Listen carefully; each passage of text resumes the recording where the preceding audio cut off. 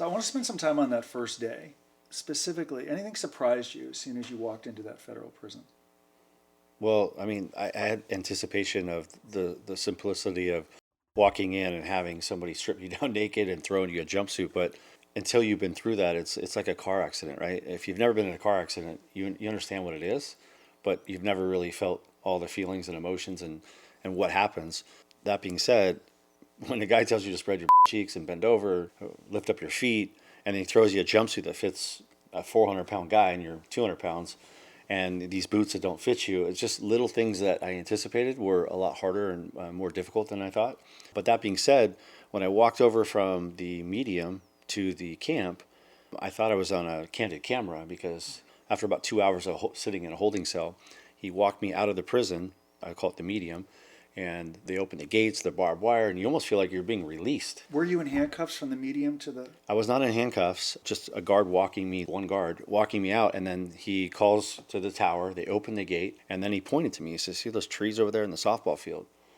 I need you to walk over there, and when you hit the track, walk again another 60 yards to the left there, and you'll see the camp." And I could see from a distance there's a lot of guys working out and playing sports and wearing gray sweats and whatnot. So I realized that that's where I was going, but it was just kind of like, is this for real? Going from this maximum, used to be a penitentiary, medium prison to now a different level, kind of nice because I've just sat in a holding cell for a few hours and just been completely stripped of all of my normalcy. And you're overwhelmed of emotions and feelings, right? You just checked into prison, you no longer have your family. All these things are hitting you, even though you knew was coming. And they're emotions that you just really can't prepare for. So it was like 18 years ago this week I surrendered to prison. I wonder if you had the same feeling. It's a big deal in our life, right? Like, wow, we're going to prison, we're leaving our family. Then I walked in and I'm going through my own intake, and this word hit me, indifference, where it's a big deal for me, but I saw sort of this indifference from staff, and it hit me like this is just their job. They see this every day. Right. Did you feel some of that indifference, like they're just doing their job?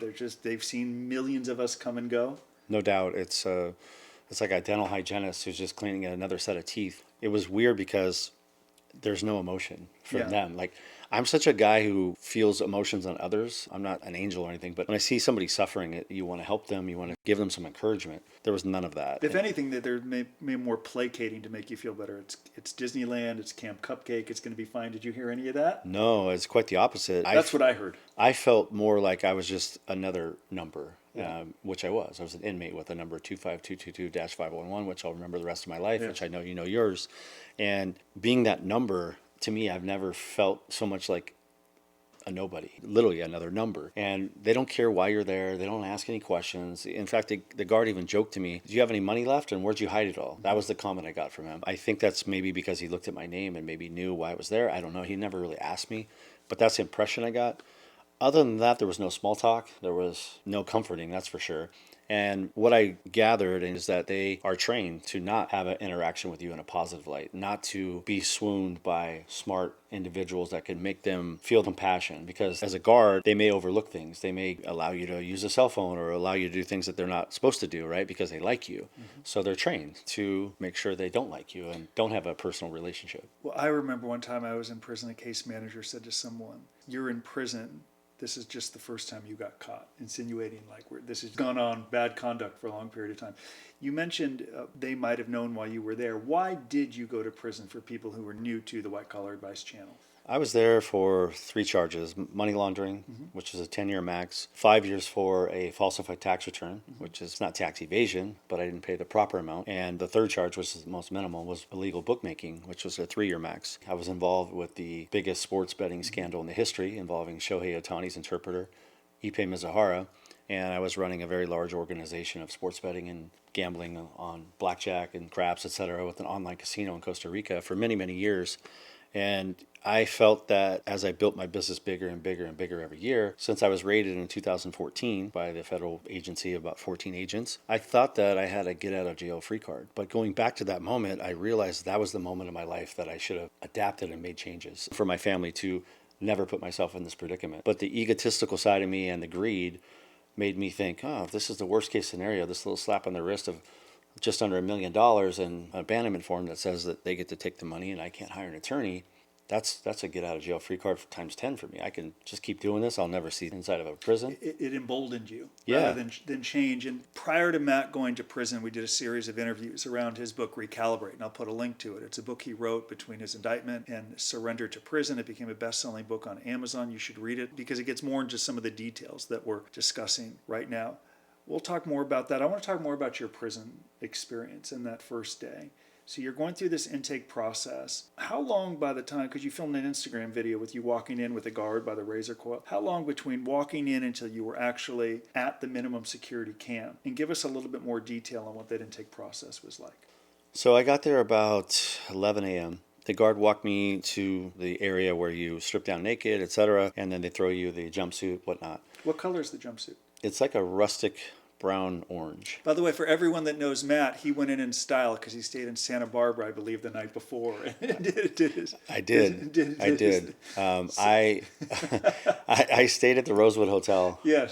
And truthfully, we couldn't afford it, but it was one of those things where I just wanted to go out with a bang. Yes. And my wife and I stayed there. We had 4 or 5 old fashions. Yeah.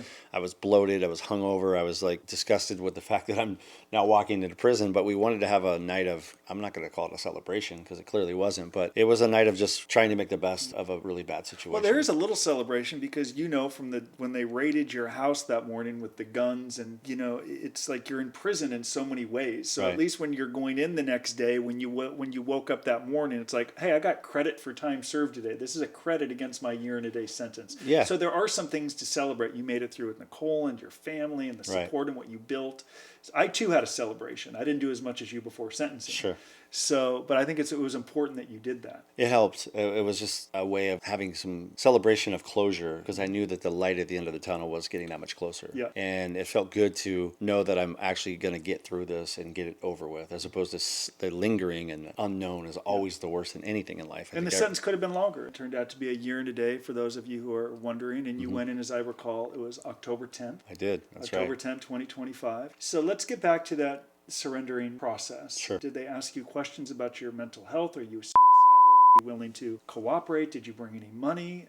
What are some of the questions they ask you before you officially get processed to the camp? So after I got the jumpsuit and the shoes, these steel boots that didn't fit. They don't fit. No, they're very uncomfortable. I think I'm a size 11. I think they were like 9.5s. But it's not like you could say, hey, sir, these don't really fit. Yeah, they don't this care. This isn't Nordstrom's. No, where you... no.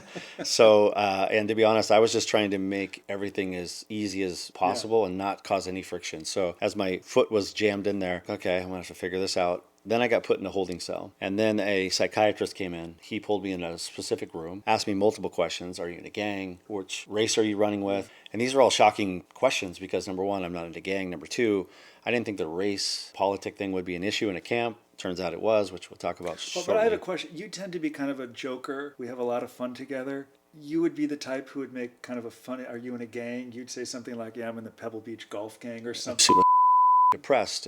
Do you have any thoughts of... Or are there any things I need to know? Are there any people here that maybe you have a problem with, co-defendants or this or that? Those are the type of questions that I received. They were all easy for me. And then I had to immediately see a doctor and get a TB test. I did that. And then so all this process between, I would say, 11 and maybe 1:30 to 2 o'clock was putting me in a holding cell, taking me out, putting me in a holding cell, taking me out, and then filling out the intake forms. Then my case manager came to meet me directly. He was probably the coldest person I met in the entire prison, I would say from day one all the way till I left, sadly. And that's being my case manager, that was demoralizing because I knew he was my contact for releasing me, so to speak. Is Not that contact for approving visitation forms and Right. things of that nature. So you'd hope that they'd be an advocate or ally, or at least not obstruct, which Yeah, some of them unfortunately do. he was, his name was Officer Shepard. I have no problem saying his name because he was not the kindest gentleman. But he was Do you more... think they're just jilted? Do you think it's just like they've done it for so long? Like some jobs, people are like, blah, I've done it for so long, it's so monotonous, I go in every day. Or do you think it's just they're judging you for the worst decision you ever made and you're a criminal and it should be hard?